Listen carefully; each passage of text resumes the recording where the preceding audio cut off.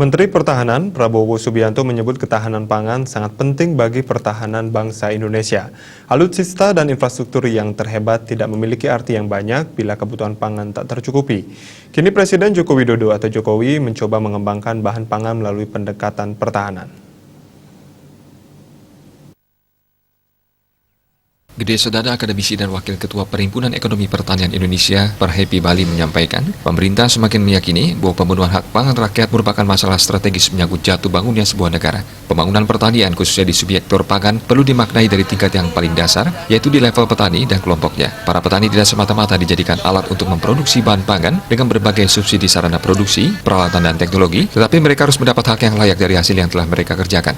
Pendekatan pertahanan yang dimaksud adalah ketahanan para petani dalam mengelola usaha tani tanaman pangan yang menguntungkan secara ekonomis bagi dirinya secara berkelanjutan.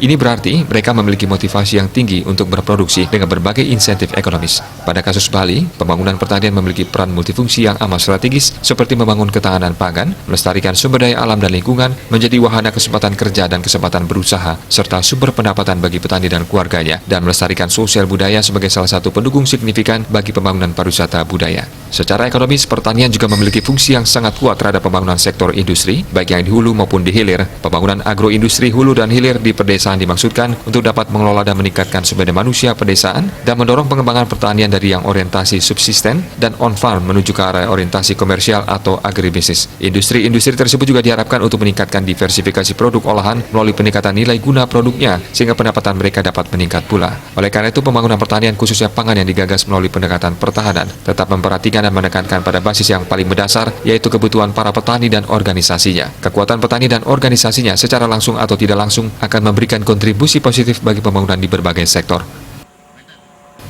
Bali Post melaporkan.